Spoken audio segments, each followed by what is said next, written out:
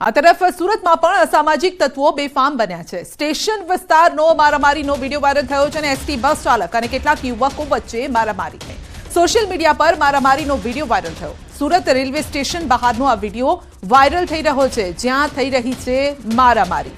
એક તરફ અમદાવાદમાં પણ આવારા તત્વો અને બીજી તરફ સુરતમાં પણ તો આપ જોઈ શકો છો છુટ્ટા હાથ પગ જે હાથમાં આવ્યું તેનાથી માર મારવામાં આવી રહ્યો છે।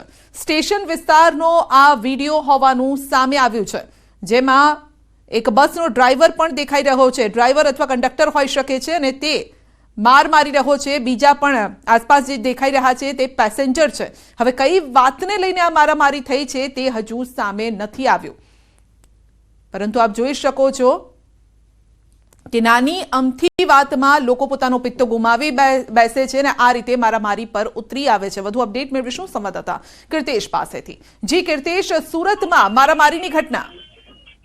બિલકુલ, સુરતના સ્ટેશન વિસ્તારમાં કહી શકાય કે આરટીજીએસ બસના ડ્રાઈવર સાથે કેટલાક યુવકો દ્વારા મારામારીની ઘટનાનો એક વિડીયો સોશિયલ મીડિયામાં વાયરલ થયો છે। કારણ કે જે પ્રકારે બસ સ્ટેશન વિસ્તારમાંથી પસાર થઈ રહી હતી અને કેટલાક યુવકો ડ્રાઈવર સાથે માથાકૂટ કરવા લાગ્યા હતા અને ડ્રાઈવર સાથે અભદ્ર ભાષામાં વાત કરવા માંગતા ડ્રાઈવર પણ પોતાનો પિત્તો ગુમાવ્યો હતો અને જોતજોતામાં પેસેન્જર જે 4 યુવકો હતા તે 4 યુવકો ડ્રાઈવરને મારતા હતા અને ડ્રાઈવર યુવકોને મારતો હોય તેવો વિડીયો સોશિયલ મીડિયામાં વાયરલ થતાની સાથે જ હવે અનેક સવાલો ઉભા થયા છે। કારણ કે સ્ટેશન વિસ્તારમાં રાત્રિ થતા ટ્રાફિક સૌથી વધુ હોય છે અને આ પ્રકારે ડ્રાઈવર જ્યારે કલાકો સુધી બસ ચલાવતો હોય છે ત્યારે તેનો ચોક્કસ પિત્તો હટી જતા આ માથાકૂટ કરતા વ્યક્તિઓને માર મારતા હોય તેવો વિડીયો સામે આવ્યો છે। જી, આપનો આભાર। આ તરફ અરવલ્લી જિલ્લામાં પણ ખાખીને શમસાર કરતો કિસ્સો સામે આવ્યો। બુટલેગરો અને દારૂડિયાઓને પકડવાની જગ્યાએ પોલીસ કોન્સ્ટેબલ જ બુટલેગર બન્યો છે। પોલીસ કોન્સ્ટેબલના ઘરમાંથી જ વિદેશી દારૂ ઝડપાયો છે। અરવલ્લી એલસીબીએ ધનસુરાના રહિયોલ ગામમાં દરોડા પાડતા દારૂ ઝડપ્યો છે। પોલીસ કોન્સ્ટેબલ વિજય પરમારના ઘરમાંથી 1.76 લાખનો 22 પેટી દારૂ ઝડપાયો છે। દરોડા પહેલા કોન્સ્ટેબલ વિજય પરમાર ફરાર થયો છે। અગાઉ પણ સાબરકાંઠા પોલીસે દારૂ કેસ મામલે વિજય પરમાર સામે કાર્યવાહી કરી હતી। એલસીબીએ રેડ કરતા સ્થાનિક પોલીસની કામગીરી સામે પણ સવાલ ઉભા થયા છે।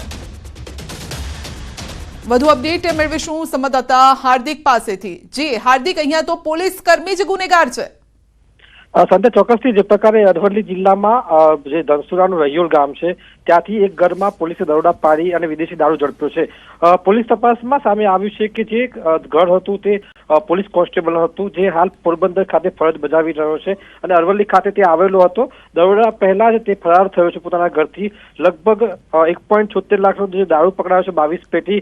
કહી શકાય કે જે પ્રકારે પોલીસ કર્મી જ દારૂનો વહીવટ કરતો હતો, સાથે જ દારૂનો વ્યવસાય કરતો હતો, એટલે ખુદ બુટલેગર હતો। એટલે કે આ સમગ્ર જે આક્ષેપો કરવામાં આવી રહ્યા છે અને જે પુરાવા મળ્યા છે ત્યારે સમગ્ર મામલે એલસીબી પોલીસ પણ ચોકી ગઈ છે અને પોલીસ દ્વારા તપાસ કરવામાં આવી છે કે જ્યાં ફરાર જે પોલીસ કર્મી છે તેને ઝડપી પાડવામાં આવે। બીજી તરફ જે માહિતી મળી છે કે સાબરકાંઠા જે ક્રાઇમ બ્રાન્ચ છે તેમના દ્વારા પણ અગાઉ આ જ પોલીસ કર્મીની ધરપકડ કરવામાં આવી હતી દારૂ કેસમાં। ત્યારે ફરીથી આ પ્રકારનો ગુનો સામે આવતા હાલ એ જોવા રહ્યું છે કે હજુ પણ કેમ પોલીસ કર્મી પોલીસ ફરજ બજાવી રહ્યો છે। અગાઉ પણ જો દારૂના કેસમાં ઝડપાયો હોય તો આ પ્રકારની બેદરકારી હજુ પણ કેમ જોવા મળી રહી છે, એટલે સમગ્ર મામલે હવે અરવલ્લી પોલીસ તપાસ થઈ રહી છે। હાર્દિક, એવું તો નથી ને કે આ કોન્સ્ટેબલની સાથે બીજા પણ કેટલાક પોલીસ કર્મીઓ અધિકારીઓ સંડોવાયેલા હોય?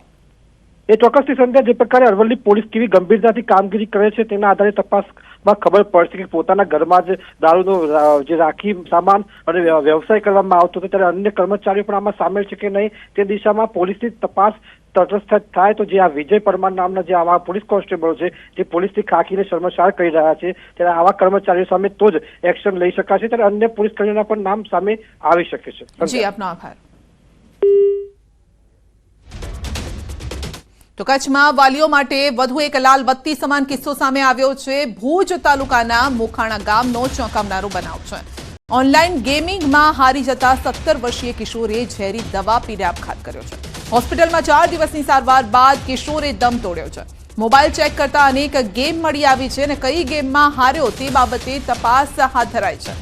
ઓનલાઈન ગેમિંગમાં હારી અને કિશોરે આપઘાત કરતા પરિવાર તેમજ ગ્રામજનો શોકમાં ગરકાવ છે। વધુ અપડેટ મેળવીશું સંવાદદાતા મેહુલ પાસેથી. જી મેહુલ, હજી 2 દિવસ પહેલા જ રાજ્ય સરકાર પણ એવું વિચારી રહી છે કે સ્માર્ટફોનને લઈને કોઈ કાયદો લાવવામાં આવે અથવા તો એવા નિર્ણય લાવવામાં આવે, અને અહીંયા આપણે જોઈ રહ્યા છે કે ગેમિંગમાં એક કિશોર હારી ગયો પૈસા અને આપઘાત. જી સંધ્યા, ચોક્કસથી વાત કરીએ તો ભુજ તાલુકાના મોખાણા ગામે વાલીઓ માટે છે તે ચોંકાવનારો બનાવ છે તે સામે આવ્યો છે. મોબાઈલ ગેમમાં હારી જતા જે 17 વર્ષીય કિશોર છે તેને ઝેરી દવા પી લીધી હતી અને 4 દિવસની સારવાર બાદ કિશોરે છે તે હોસ્પિટલમાં દમ તોડ્યો હતો.